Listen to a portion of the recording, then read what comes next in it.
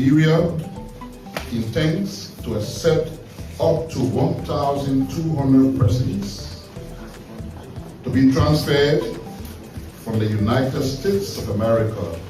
Being deported to a country you've never even visited. That must be frustrating, don't you think? Well, that's exactly what has happened to 20 people sent from the US to Liberia. Let me explain. They were told to leave America and ended up in a country most of them had never seen before. And this is just the beginning. Liberia has agreed to take up to 1,200 of them, making it the biggest deportation deal the Trump administration has struck anywhere in Africa. So why did Liberia say yes? And what's the price of saying yes to Washington? That's what's coming up.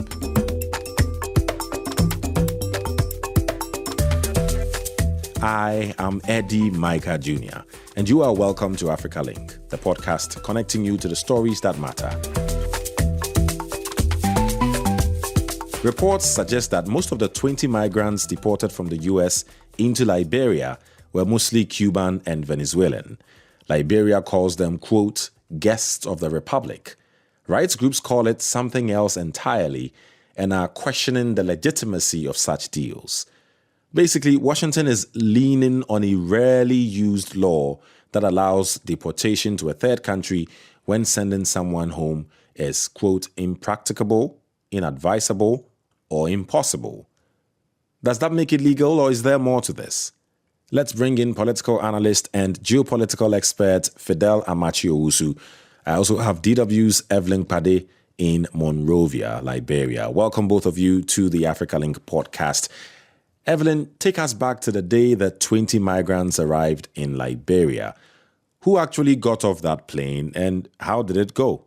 Thank you so much, Eddie. Thanks for having me. So that day I was at the airport, and initially the government had announced that the flight was due around 11 o'clock in the morning.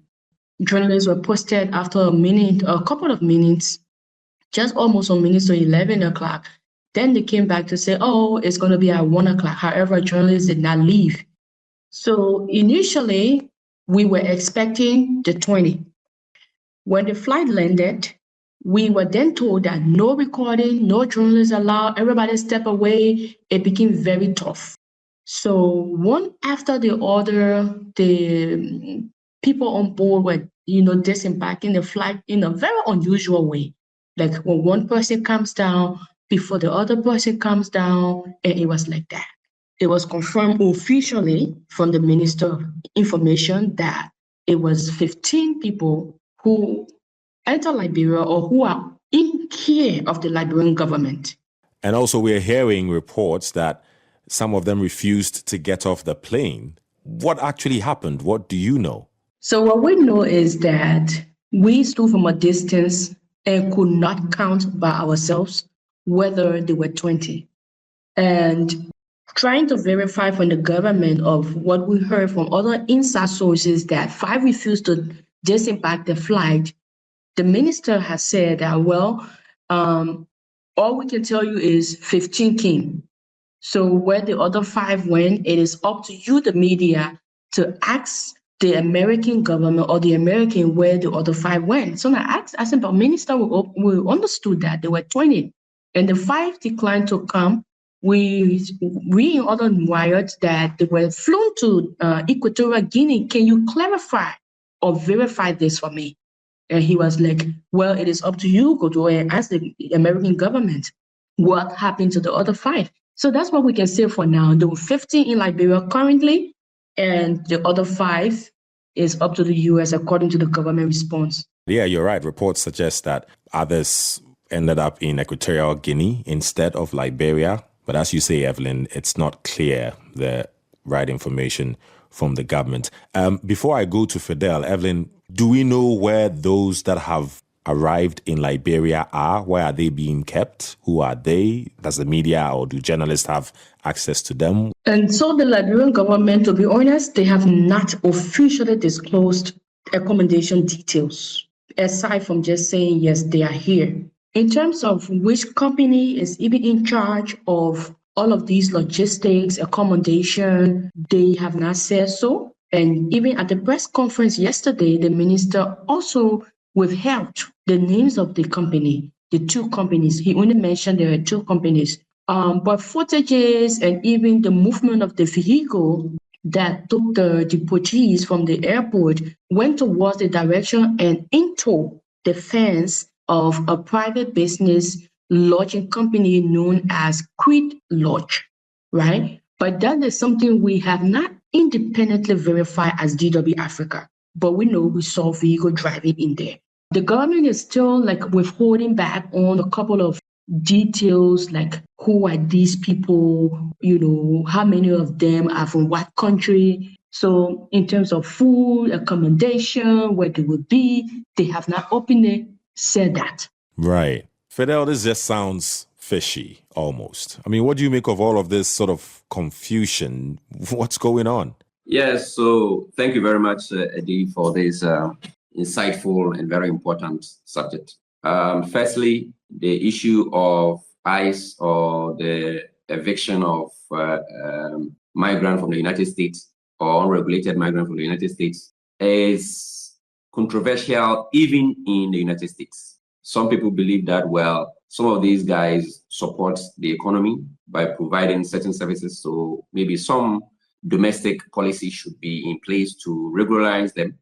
But the Republican Party, and especially the Trump administration that had campaigned on the back of what they call hostile migrants, would want to appease their support base or its support base, and so it's still going ahead to do it. But there are very controversial issues that has to do with the consent of migrants moving to a particular destination, and whether their home countries or homes of origin would accept them. So the US has resorted to intermediary states or states that become intermediaries, especially in Africa, where it has a lot of leverage and it has a lot of carrots to give if such states agree to such arrangement. And it looks like some states, including Liberia, Ghana, and others, have accepted to collaborate with the United States to ensure that these migrants are moved away from the United States of America.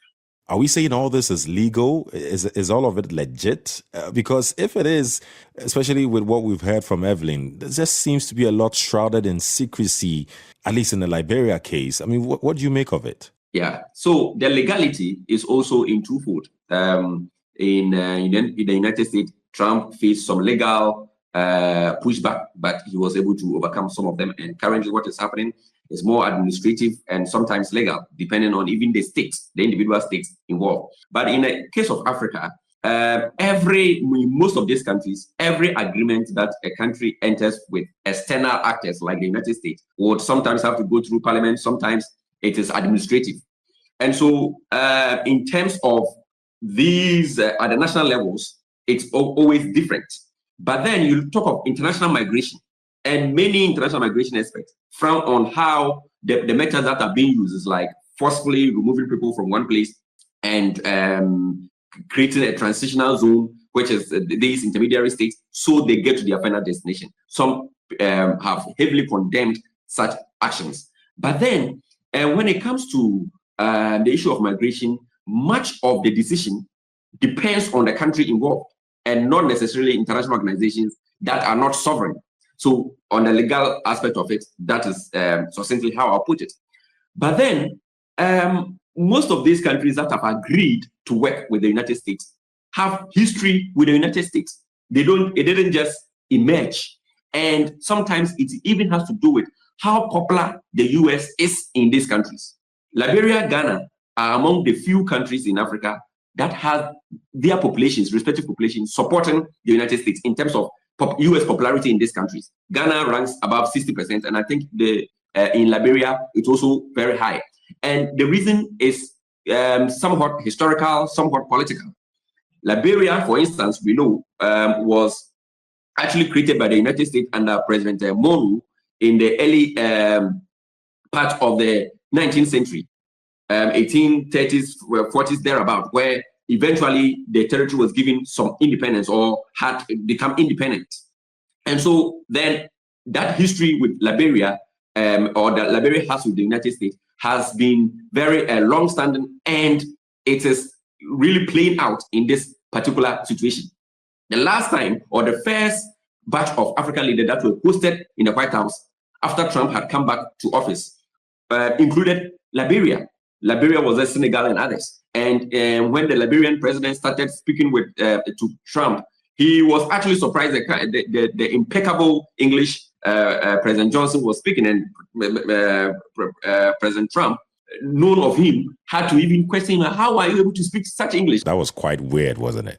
Yes, it was. The most important is that it has created some kind of closeness between Monrovia and Washington. And I believe that the Liberian president would want to keep that close relations. In fact, this is the US president is the kind of president, even countries like Japan, the European leaders, whenever they are in the White House, they tend to, should I say, pamper or to flatter him a lot. And so African countries that have relatively smaller economies would like to do more about that. Now, when you take Ghana, even before independence, we had our first leader, Kwame Nkrumah, schooling in the United States. And in his African orientation, or his African idea of unity, he had adopted the US system, the United States of Africa, and then transpositioned it to United States of United States of America being United States of Africa, adopting such principles. And then eventually he took a lot of economic support from the United States. I mean, writing directly to President Kennedy, getting a Kosovo Dam sponsorship, the creation of the Tema aluminum smelter, that is Vaku, and others, were all gotten from the United States. Despite disagreements and other things, it's still robust. So history between some African countries and the US, that's clear. What is Ghana and Liberia getting from this that makes this a deal that also benefits these countries, aside the historical context of things? Yeah. So, Eddie, we've had a number of interviews, and whenever you reach out to Fidel, we need to do this podcast, I look at the past. So the history is as important as the present, because then the relationship that you build over time is what crystallizes into what you are going to build in the future. So that is very critical. And then you are talking about the largest economy in the world, having that relationship with him. So I was going to mention Guantanamo Bay too. When the current president had his first term, of Ghana had his first term, he had to accept 2 Guantanamo Bay detainees. And that actually contributed somewhat to his defeat, his defeat in the 2016 elections, because many Ghanaians felt that he was bringing in terrorists. But actually, that was also as a result of the kind of good relationship that Ghana has had with the United States over time. And currently, this is not also different, that you want to continue that good relationship with the largest economy in the world. Solid. I mean, 100% accurate with what you're saying. So what are these countries getting so much that it becomes a good deal for them? Is it a good deal for these countries? Let's look at Ghana, Liberia, for example, as they are involved in all of this. Yeah, so in recent times, Ghana has had military collaboration with the United States towards strengthening its military. It's received military equipment that is supporting its military, beefing it up. There are instances where Ghanaian servicemen have been trained in the United States and been given some skills that are very rare. The US often gives such skills or gives such training to its closer allies. And this, if you put it in the context of the regional dynamics, the insecurity, the geopolitical shift, and others, then you realize that Ghana sees so much to gain, especially economic support and things like that. So in international relations, nothing goes for nothing. You always have to base on the pros and cons of everything. And Ghana, if you consider in Liberia, they don't see any cons or negatives of receiving migrants and, transitioning them to their final destinations. And in fact, the reason why some will not disembark from the plane is that some people find that, well, Liberia, they might have heard about Liberia, but it's relatively a poor country that may not be able to support their desires, because in the first place, they went to the US for greener pastures, and when they were coming back, and if they have to be moved from there, they will want a relatively better country in terms of economic weight. Liberia is such a nice place, but I'm talking of the economic weight of the country. However, the US is not in the business of sending you to a place where you feel comfortable coming back to the United States. They want to make the situation as uncomfortable as it could. I mean, the discomfort is deliberately created for you to perhaps choose to go to your final destination. And that's, I guess, where the human rights issue comes in, right? Because as you said earlier, with international law, that is not how it's supposed to be. Refugees are supposed to be welcomed in the first country that they go to. And this is exactly what human rights organizations are complaining about. Thank you very much, Fidel, for that. I'm going to come back to you, Evelyn, because I'm wondering how this is all playing out in Liberia. When you listen to the radio, social media, what's the public reaction? Yes, so there are a lot of discussion right now in the country since the day the government announced the arrival of these people, even up to yesterday. So when you speak to civil society leaders, on the other hand, they will raise a lot of issues on the human rights aspect of that, the social economic implication, and even the issue about transparency in the process leading to the arrival of these people. So that is for civil society leaders. Some are saying socio-economically, Liberia does not have what it takes to host people who've already been in a society where they're used to access to all of the basic social services, now bringing them to Liberia where there are a lot of social challenges in terms of services such as stable electricity, road network, and a whole lot. And then when you talk to the ordinary people, some of whom I spoke with, they said to me, well, if there were Liberians being deported from America and being brought to Liberia, that is totally 100% acceptable. So what becomes of the country as a state? So they are asking these questions in terms of benefits and the transparency around those. Right. Thank you very much, Evelyn. And Fidel, that's, I guess, the challenge, isn't it? That there are those that also believe that countries can't say no to the U.S., right? And so from your experience, if let's say the U.S. came to Ghana again and say, hey, we want to give you guys, 1,000 of the migrants and keep them for a bit, we'll give you this, we'll give you that. And let's say that it was not very popular in Ghana and many Ghanaians were against it. Could Ghana, for example, say no to the U.S.? Yes, so it also has a precedent. And recent times, the U.S. health bill that was proposed to many African countries.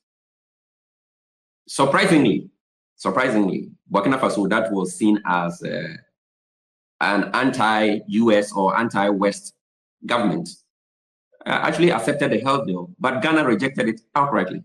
It said that, well, our laws does not allow us to expose our health data to external actors or outsiders. So Ghana flatly rejected it. So it is not a matter of not saying no, but it's a matter of looking at the options that, well, this is a country that is of strategic importance. So am I going to say no to everything they say? Should I, what do I consider? What is in my national interest? What will not hurt that much? And what is constructive? So these are the things that when you have a country you're closer to and there is a challenge, one of the things you do as a country, just as humans do with friends, is to offer help. But where that help is not inuring to your benefit or it is not in your interest, you are honestly going to let your friend know that, well, this is not going to work. So it is not a matter of not saying or not being able to say no, because Nigeria said no to that deal. Other countries said no to this migrant thing because of how unpopular that is. Again, the political capital out of it, and as I said, if you check the demographics, the popularity of the United States in Ghana is very high. It's about 60%. In Liberia, it's same, because I mean, Liberia has a very strong diaspora population in the United States. And Ghana also same, and then the kind of relationship we've had over time. So all these things are weighed by the various administrations before they are able to come out to conclusion that, well, this, we can accept this and we cannot accept that. So it is not a matter of not being able to say no to the United States, but it's a matter of being constructive in that engagement. So what happens now? Is this going to be the new normal? Is the U.S. just going to decide any time to bring migrants it doesn't want to other countries just because, it has a lot of leverage in these countries, has a lot of money. Is this the new normal, you think? I've always said that when Trump comes with a number of things, it also leads with him. The next midterm elections in the US could even water down on these things because the Democrats are not so, the Democrat-dominated states are not so keen on this ICE or this forceful removal of migrants from these countries and putting them on planes and sending them to developing countries and all that. They are not so keen on it. So if, let's say, the Democrats win both houses, the Senate and the House of Representatives, we are likely to see some moderation in this, even with Trump in office, because he is going to be rendered a lame duck president because he will not have control in Congress, and that is, in the short term, could change some of these things. That the news, the headlines that we hear now could be less. I like the way you put it, could be less. But also, let's not forget, it's not just the US doing this, right? It's somehow setting a roller coaster where other countries are finding it okay to also want to initiate. I mean, just what was it last year or so when the UK wanted to send some migrants to Rwanda? Of course, there was a lot of backlash and all. Other countries are definitely open to doing it. So again, is this really going to be the new normal around the world? Yes, like I said, I don't think so, because in the UK example, for instance, it was outrightly cancelled, and now Rwanda is seeking even compensation for that, because according to Rwanda, it has invested a lot of money and it was a contract, and so if it is cancelled, compensation must be paid. So or damages must be paid. So I mean, the fact that there was a backlash because it was a conservative government that started this, and then when the Labour came to office, it's actually cancelled that outrightly. So this means that in each country, there's a pushback. So if I will not be in a position to call it a norm, because as long as in these countries that are implementing these policies, there is a lot of pushback, and in the case of the United Kingdom, it has been cancelled. It shows that similar things could be done in the US. And as I'm saying, if Trump is going to leave office, or even in the midterm elections, we are likely to see some kind of watering down of this policy. Again, eventually, if the Republicans lose the elections, I see a reversal of most of these things, where sometimes of wholesale amnesty in immigration is given. We have seen that in the United States before. And again, this is not to say that the Trump administration was the only administration to have deported migrants, but it was done more humanely in the past, because under Obama, some migrants were deported, and under other administrations. So then it is how it is being done, how people are snatched from the street and they don't have any, space to defend themselves or to go through the migration process and all that. And that is what is problematic. But for this to be new norm, I doubt. That sounds like a good way to wrap this up. There's just so many different aspects to sort of dig into, but we really have, I believe, looked at the overall gist of it. So I really appreciate the input from both of you. Fidel Amachi Owusu, political analyst and geopolitical expert, and our very own Evelyn Pade, correspondent in Monrovia, Liberia. Thanks a lot to you both. You're most welcome. Thanks for having me. Thanks for having me. Africa Link, every weekday here on DW. Liberia isn't alone. The US has now struck deals with at least 35 countries and sent roughly 23,000 people to 26 of them since early last year. More than a dozen of those countries are in Africa. Liberia's government insists there's no quid pro quo, but the US is extending Liberian visitor visas from 12 to 36 months and has pledged $124 million in support. Sounds like quid pro quo to me. What do you think? Share your thoughts on Facebook and TikTok at DW Africa. Listen to us on Spotify or wherever you get your podcasts. And subscribe to our DW Africa YouTube channel so you never miss an episode. This show was co-produced and edited by Isaac Mugabe. And I am Eddie Micah Jr. Thanks for listening. DW. Made for minds.